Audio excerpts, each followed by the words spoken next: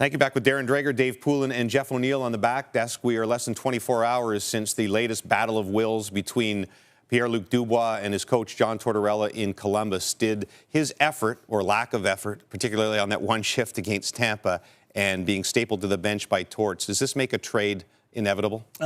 If not inevitable, then it certainly has encouraged that the Columbus Blue Jackets do something sooner rather than later. So I guess to some degree it's forced Jarmo Kekalainen's hand. But I think we have to look at the bigger picture here. And what that shows us is that 20-plus teams have expressed trade interest in Pierre-Luc Dubois. Now, my understanding is some teams are being told that they are now out.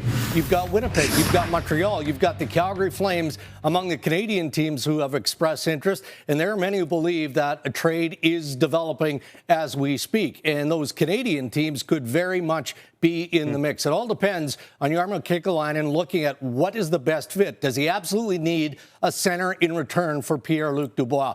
But this is to be determined, and stay tuned because it's heating up. Look, everybody has bad shifts in their career. I'm sure you had a few, but to watch an NHL star go through a minute or so like he did, what was your reaction when you saw it? My first reaction is his agent, Pat Brisson, needs to tell him to go home. I don't think he needs to be around the rink. I don't think Torts wants to see him, or he wants to see Torts, or his teammates want to see him after this, James. You can't go out there and embarrass yourself like this much longer. I think this was the tipping point, and Dregs mentioned sooner or later. But if that trade doesn't happen sooner, you just got to stay home and wait for something to happen, because a prospective team might see another shift like that and say, you know what, no thanks, I'm not going near that. So don't embarrass yourself. Just stay home until something happens. Well, the bottom line is, though, I think this is a really good hockey player who made a poor decision before a shift.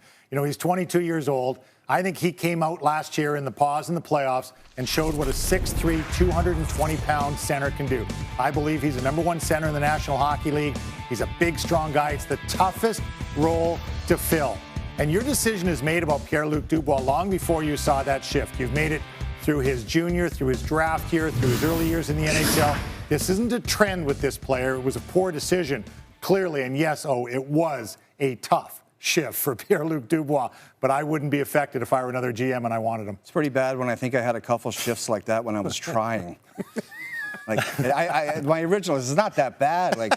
But it was bad, okay? It was bad. It was bad. You know, just to wrap this up, guys, I will say this. I'm reluctant in saying a trade is imminent. But again, according to sources, it's getting close. So you're reluctant, but you're kind of saying it. That's what we like to hear from the insider. We'll keep you posted.